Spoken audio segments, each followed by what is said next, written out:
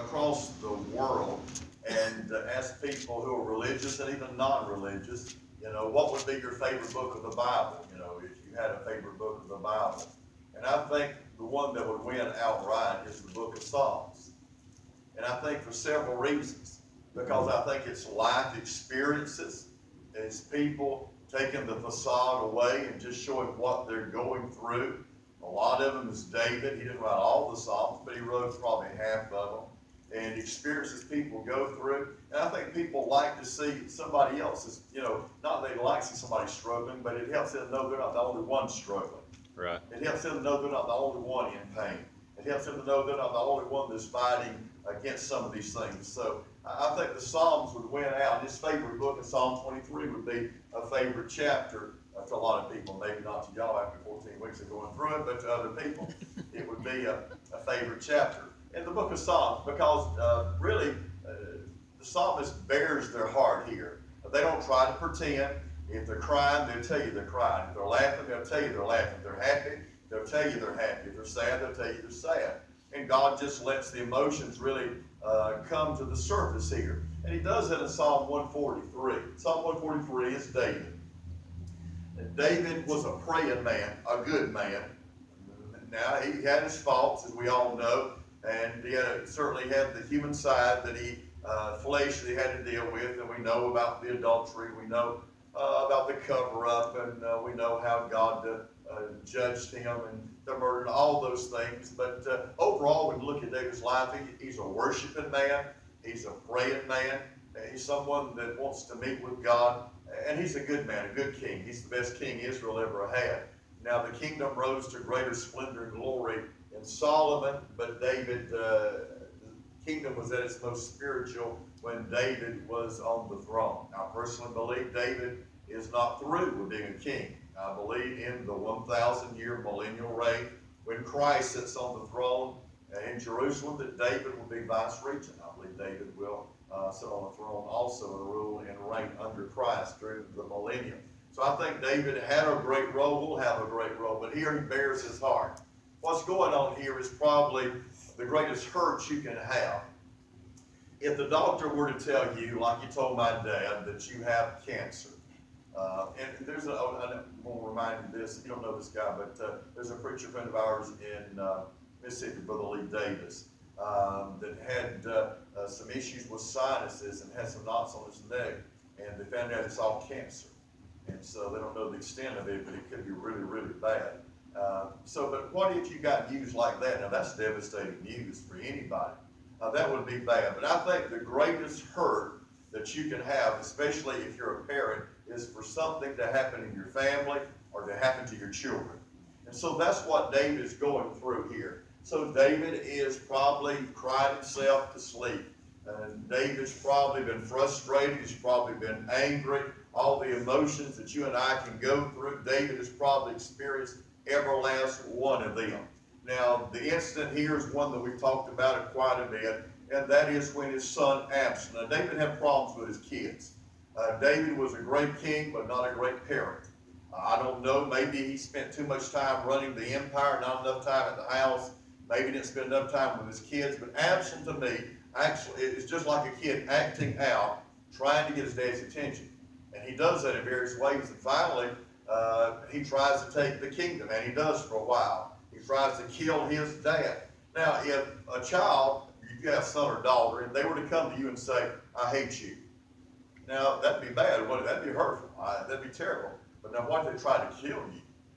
That's taking it to a completely different level. That is where David is. His family's in an uproar. His daughter's been raped by a son, and another son has killed that one, and then this son that killed that one is trying to kill his daddy. I mean, it's a soap opera going on here. And David's going through that. And Psalm 143 is God taking the heart of David, laying it open for all of us to see. Now, I tell you what, I'm glad you don't do that in my life. I wouldn't, David didn't have no choice in this matter, but I'm glad God doesn't just lay my life open and say, okay, look at his life. But he does that with the life of David. And we have the opportunity to see and to learn and to be encouraged and to be helped from what David has gone through. Now David's struggling. There's no way about it. He's not on cloud number 9. He's not shouting. He's not got his hands in the air worshiping. David's struggling at this point. Life has dealt some bad blows. He doesn't understand what's going on. He's overwhelmed emotionally. He's up and down the roller coaster ride that he's had. He's physically and spiritually overwhelmed. Spiritually, he's just down. He's drained out. Physically, he's on the run for his life. He's been hiding in the caves. That's where David's at. If you want to say David's about as low as a human being can get, you're probably right. He's just about as low as a human being can get. But the encouraging thing we're going to find here is that at his lowest point, when he is at rock bottom, when he can't go seemingly any lower, he still finds there's God on the scene and there's hope in his heart, and he finds there's help from the Lord. Now, since David knows who God is and that he's serving a big God, David's desiring, and this psalm really is David's prayer as he prays and talks and requests and asks the Lord some things. We find in verse number 7 that David wants some answers. Have you ever been there where you want some answers? Lord, why is this happening? God, why is this happening to me? God, why is this happening now in my life? Why is this happening to the church? Or why does this happen to this one or that one? Have you ever asked questions? You say, well, I'm too spiritual to do that. Well, you're more spiritual than the Lord Jesus on the cross of Calvary as he's dying for the sins of the world. He asked a question, my God, why? And so it's not wrong to ask questions. Now, God's not obligated to answer that. But David, in verse number 7, is wanting God to answer. He says, hear me speedily, O Lord. He said, God, he said, now I know sometimes you take your time, but Lord, if you don't mind this time, we need to speed this process up. I need help, and I need it in a hurry. You ever been there? That's where David's at. So David's wanting answers. Then in verse number 9, David's wanting deliverance. He says, deliver me, O Lord, from mine enemies. I flee unto thee to hide me. I like that. He found a hiding place. Spurgeon, I was reading his message today on, I found a hiding place. And I'm glad you can find a hiding place in times of trouble with the Lord Jesus. So David's wanting answers. David's wanting deliverance. In verse number 11, you find David's wanting revival. Quicken me. Make me alive. Revive me. Stir me. And David said, quicken me, O Lord, for thy name's sake. He says, I'm low. I need some life. I need to be revived or encouraged or helped. And so that's what he's asking the Lord for. I'm preaching tonight on this thought, victory over your valley. Now, since we're all going to have valleys, we can either be defeated by our valley, discouraged and disheartened by our valley, or we can find victory in and victory over our valley. I think it was a Puritan, Richard Sibbs, that said this. He says there can be no victory where there is no conflict. We all want victory, but we don't want problems. But without opposition, without valleys, without storms, without problems, without conflicts, there will be no victory. And so David can, and David does, and you and I also can find victory over our valleys. To have victory, David here in verse 1 through 4 is going to have to recognize where he's at. Then in verse 5 and 6, he remembers where God brought him from. In verse 7 through 12, he is redirecting his focus toward the future. So he's remembering where he was, where God's brought him from, and now he's looking to the future. You're going to have to do all that, get your mind off the particular storm and get your mind back on the Lord. Now, David is no stranger to valleys, and you won't be either, and I won't be either in the Christian life. You're going to spend a good portion of your time in valleys. Think about this. David had some of his greatest victories, most wonderful times, most blessed times, most prosperous times, most used of God times in the valley. Where was it that he fought and defeated Goliath of Gath? It was in the valley of Elah. A valley's where he fought him at.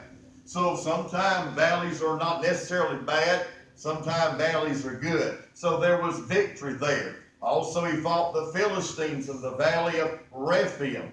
That's where they took him to. And Rephaim had the idea of old victories. They took him back where they won victories, but David won the victory over them. So he fought in the valleys, but you find in the valley of Saul, he fought the Syrians, and with the help of God, he overcome him.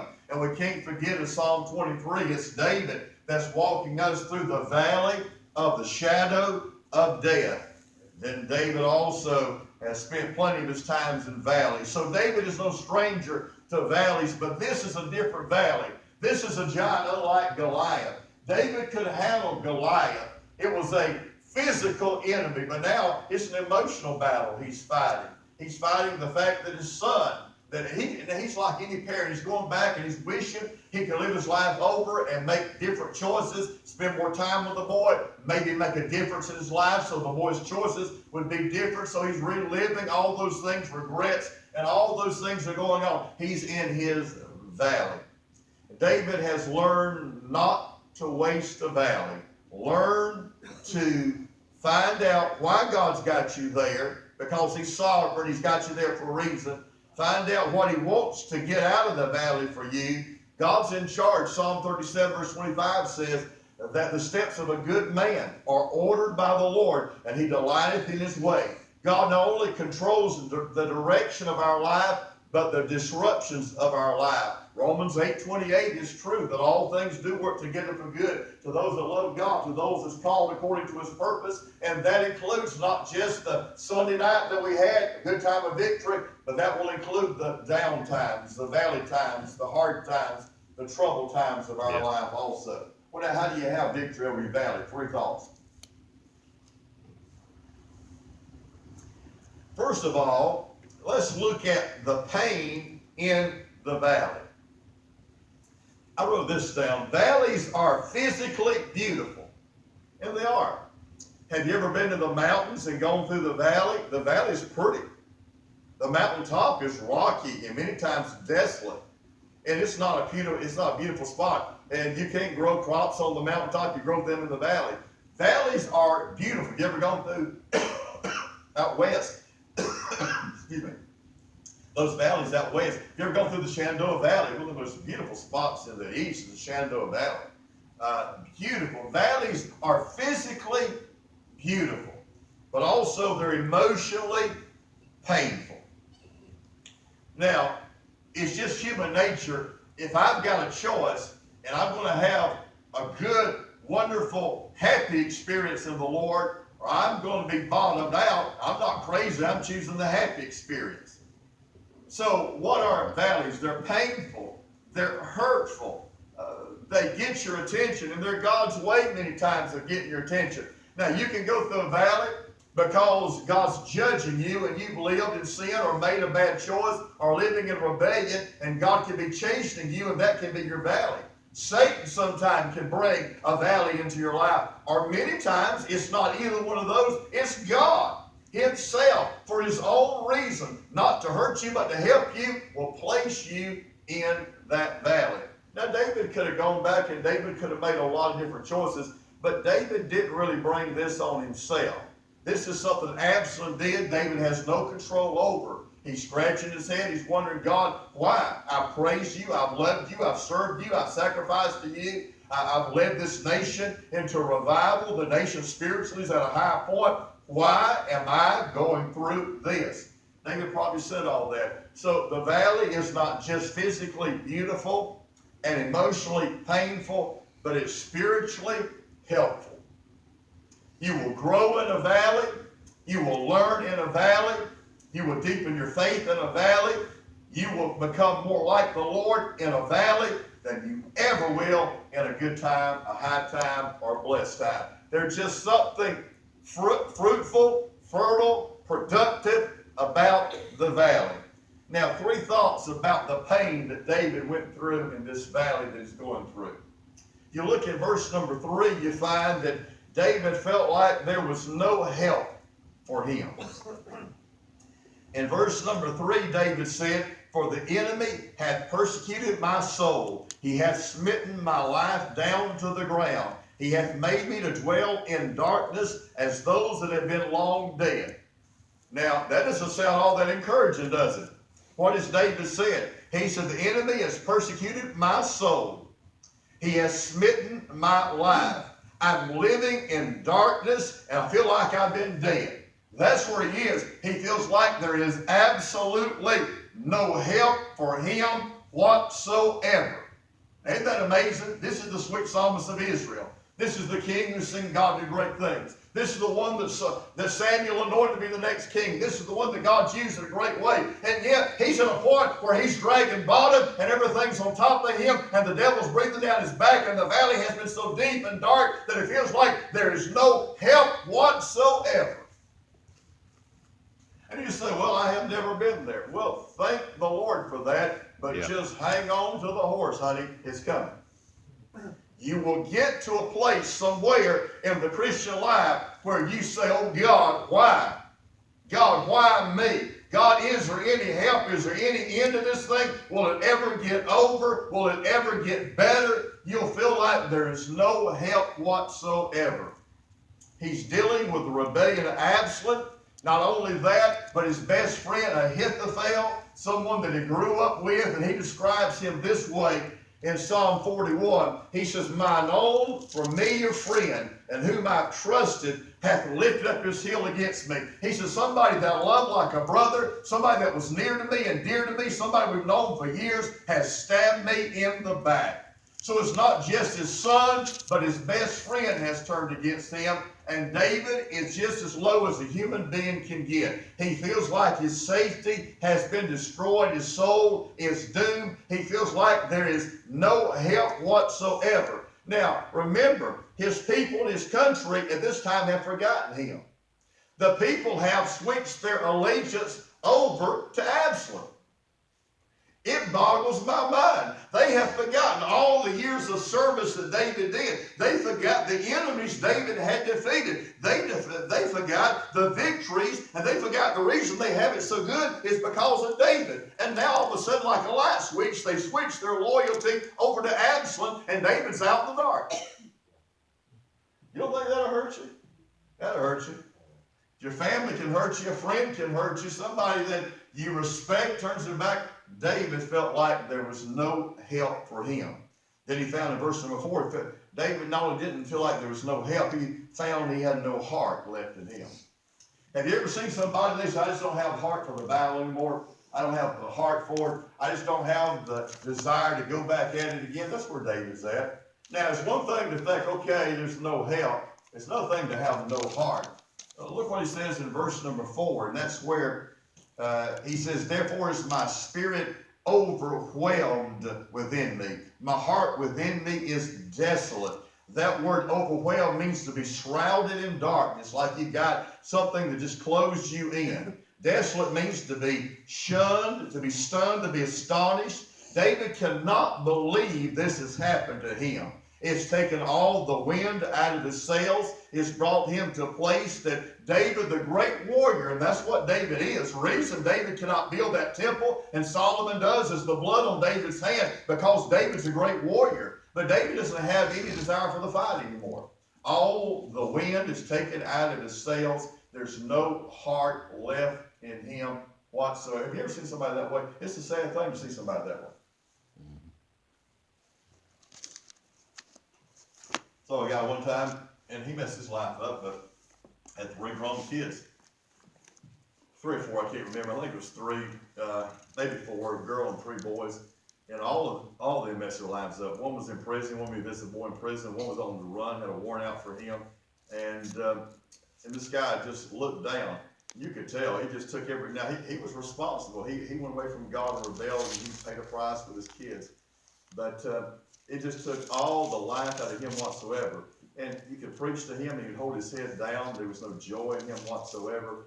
The heart was gone. And David's at a place where he has no heart for the fight anymore. In fact, if Absalom had found David, David wouldn't have put up a fight. David would not have put up a fight. Absalom could have walked in and stabbed his dad and killed his dad. The great warrior who brought a giant down didn't have any fight left in him whatsoever. And you and I can say, man, I never get to a place like that. I'm always going to want to pray. I'm always going to want to open my Bible, read my Bible. I'll never not want to go to church. You just hang around. Hang around. I promise you. Something will blindside you one day and you'll feel like, what's the use in going to church? Now we know you ought to. You'll feel like, what's the use? You'll feel like you open that book and you feel like it's black letters on a white page and nothing's going to jump out to you. You'll get on your knees and feel like your words are bouncing off the wall and the ceiling and getting absolutely no further. David is there. The pain that you experience in the valley. He felt like there was no help for him. He felt like he had no heart left in him. But then you find in verse number 7, he feared that he had no hope. Now there's no help, no heart, now no hope. In verse number 7, he says, hear me speedily, O Lord. He said, my spirit faileth. Hide not thy face from me, lest I be like unto them that go down into the pit. Now the pit is a way to describe hell. He feels like that is where he's sliding to. Now David is a saved man. But that's how, have you ever noticed, if you ever get overcome by something, you'll say stupid things.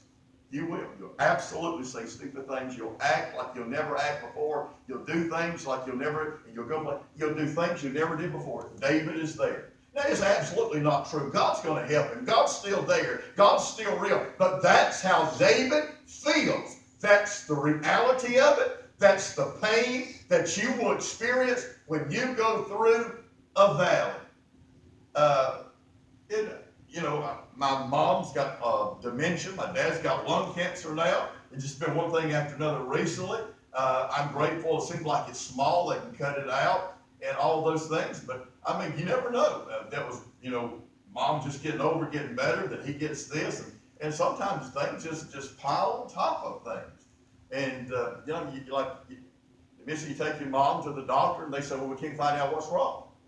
It gets frustrating after a while. You want some answers after a while. You want to know what's going on after a while. And sometimes you just feel like, well, what's the use? Lord, this thing's bigger than me. It's overwhelming me. The pain that you go through. The word faileth there in verse 7 means to be at the end of a road. David felt like he's reached the end of his road. Job walked through that in his valley.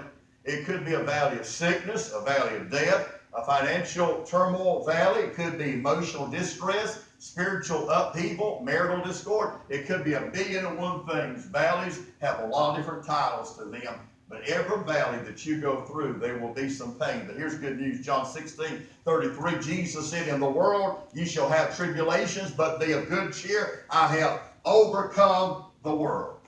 So there's pain in the valley. But then notice the second thing that I see from this chapter, the profit from the valley. What are the blessings that you get? What are the lessons that you learn?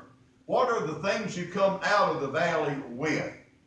You'll find here, and it's amazing when you read down through this, and I was reading this and didn't even have it, somebody mentioned this in a book I was reading. I went back and look at all the I's, all the personal pronouns that David begins to use. Verse number 5, verse 6, verse 8, verse number 9. David now is going to get real personal, and he's going to tell us some things this valley does for him and how the valley helps him, and the profit that he gets, and the provisions he finds in the valley. Just look in verse number 5. We'll run through them real quick. David said the first I remember the days of old. It drives him back. It reminds him where God found him, what God did for him, who God is, the God that won the victory. See, if you need God to help you right now, it's pretty good to go back and remember He has helped you, because the fact that He has helped you tells you He can help you. Now, if He never has helped you in anything, then you're going to doubt whether He can help you. But if He has helped you, you know He's done it before and He can do it again. And so the thing that David gets here from this valley, it drives him back and it reminds him of who he is and how much he needs God, and reminds him of who God is. He's the God that helped him defeat the lion, the bear, the giant, and win the victories in his life. So David goes back down memory lane. I remember. But then in verse 5 also he says, I meditate on all thy works. Meditate. That word is chew the cud. And I grew up on a farm. My granddaddy had cows, and they get up, and first thing in the morning they're all out there grazing when the dew's on it. It gets hot, they're finding a shade tree somewhere. and you go out there and you're checking on them what they're doing, chewing the cud. They regurgitate, I'm not going to go into all the detail. They are re-chewing that, getting everything out of that grass. They're meditating on that. And the thought there is, David now has the time to seriously think this thing over. I mean, it's not shallow thoughts. He's seriously given to contemplation, and he seriously is thinking about God's works and what the Lord is doing and who God is. Then in verse 5 he says, I muse on the works of thy hands. So verse number 5, all three of these I's are David just getting his priorities back, God refocusing him.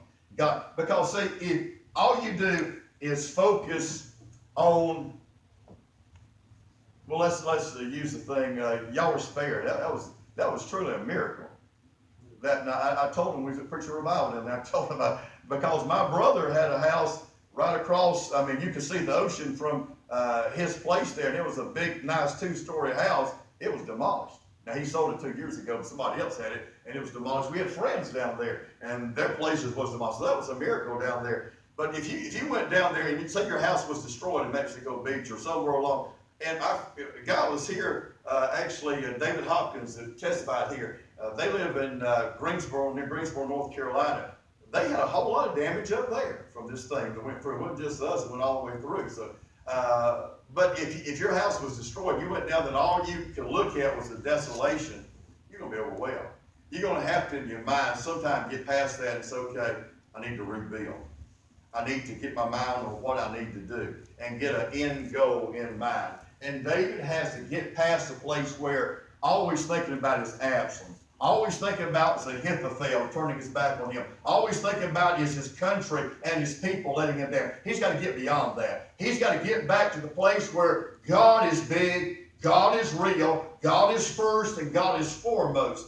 And that's what God does in the valley for David. He gets your priorities right. Have you ever heard this expression that when you're flat on your back in a hospital bed, it's very easy to get all your priorities right and see things as they are, because nothing else matters at that point. God's getting David to the place of the fact that nothing else matters but God to David. But notice in verse number 6, he says that that personal pronoun again, I stretch forth my hands unto thee. My soul thirsteth after thee as a thirsty land. So what's God doing? You see the progress here? God's saying, okay, David, remember where I found you. You was a shepherd boy and nobody until I anointed you to be king. You weren't nothing until I gave you grace to defeat the giant and what I did. And now he's saying, okay. And so now David remembers all that. Now God's back in his mind. He's forgetting about Absalom. He's forgetting about the situation before him. And now his heart is beginning to hunger and thirst and desire the Lord again. And this coming from what? Not the mountaintop, the valley. He's learning this from the valley. He didn't get this when he's defeating the giant. He didn't get this in the good time. He got it in the bad time. So sometimes, as bad as the hard times are, they're good for me and they're good for you, and we learn some things from them. So David now is remembering, meditating, musing, stretching. Then in verse number 8, David says, cause me to hear thy loving kindness in the morning, for in thee do I trust. So now David says, I trust. Going on down, what does he say? Verse number 8. Cause me to know the way wherein I should walk, for I lift up my soul unto thee. So you see where it is? God's back first. He's hungering after God. And now in verse number 8, he's trusting him. He wasn't doing that a few verses earlier, but he is now. The valley has done that. The valley's brought him back to where there is a confidence, a trust. He's anchored himself in God. And he knows the Lord is able to help him in a situation. In verse number 9, I love this. Deliver me, O Lord, from mine enemies. Here it is, I flee unto thee to hide me. I remember, I meditate, I muse, I stretch, I trust, I lift, I flee. I flee. He's found a hiding place in the Lord. So that's the progress that he goes through. And that's things, there's lessons that he learns from the valley. Then lastly, real quickly, the third thing you find, not just the profit from the valley, the pain in the valley, but the path out of the valley. Is there an end to this? Is there light at the end of the tunnel? Is it always a train? There is. In verse 7 through 12, in the latter part of this psalm, you see him begin to, okay, we see in the first part, he's as low as you can get. And now he begins to take an upturn, and now things are getting better. And now you find him heading out of the valley. He's going back to the mountaintop. In verse 7 through 12, we see that. And you'll notice this, all the I's, the personal pronouns, but now notice the me's. In verse 7, hear me. Verse 8, calls me. Verse 9, deliver me. Verse 10, teach me. Verse 11, quicken me. Notice those and how those lead David out of the valley. That's the path out of the valley. Going back and notice the first one in verse 7, he says, hear me. David needs what? Let me give you this and I'll go back and preach it. Hear me, he needs a listening God. Calls me, he needs a talking God. Deliver me, he needs a helping God. Teach me, he needs a guiding God. Quicken me, he needs a reviving God. Verse 7, he says, hear me, he needs a listening God. He needs a God with big ears to listen to his cry, his petition, his problems, his situation, his story.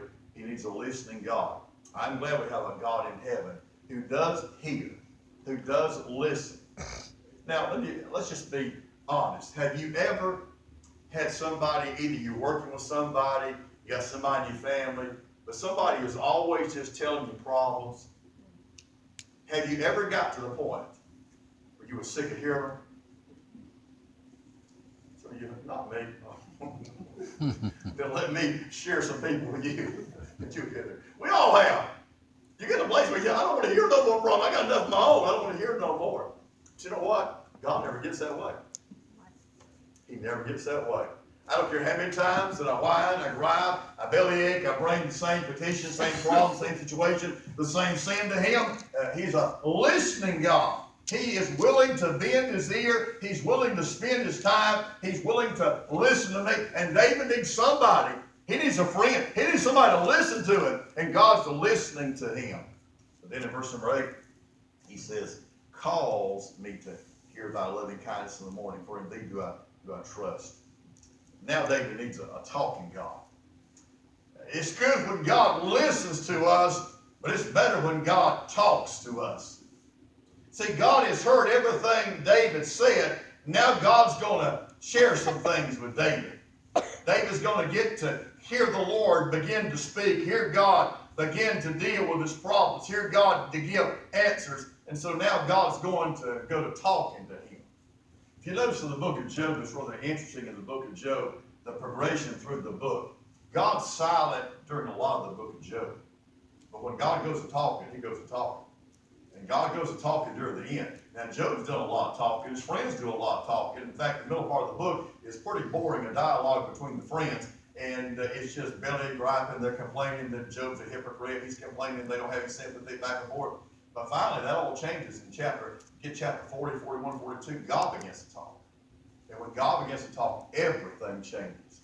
And so life's about to change because God's going to talk.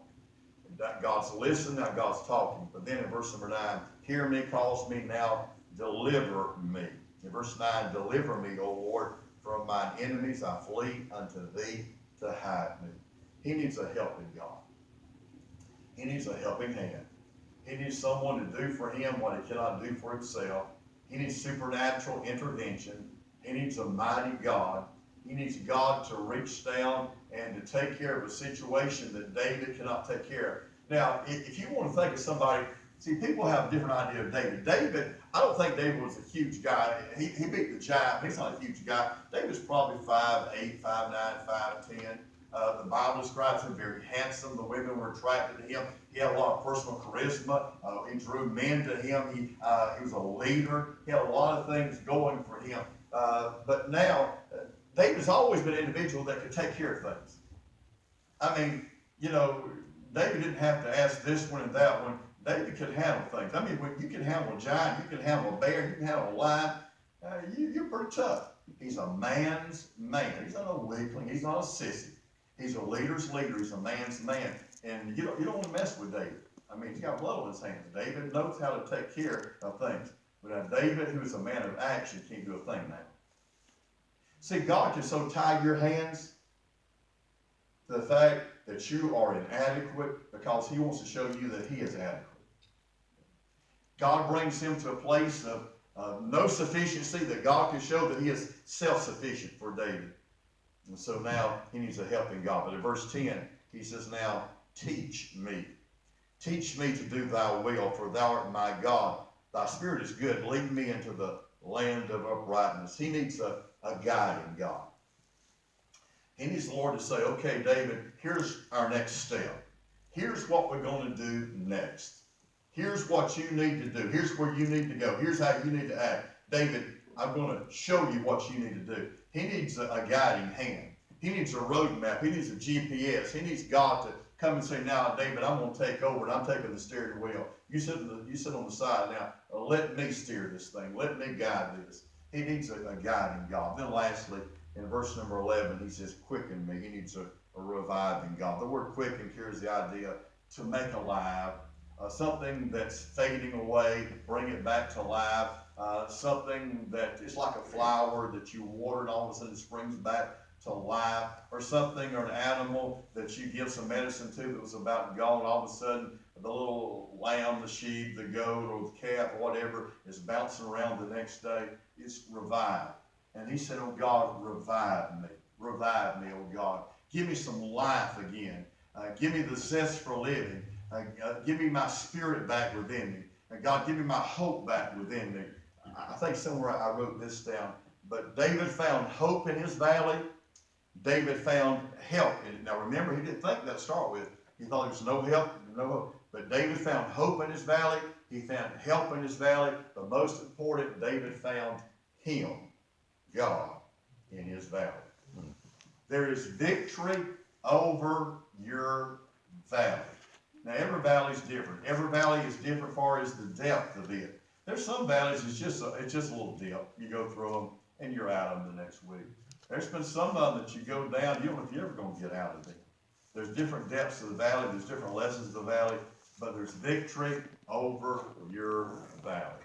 All right. Well, that's a thought tonight from Psalm 1.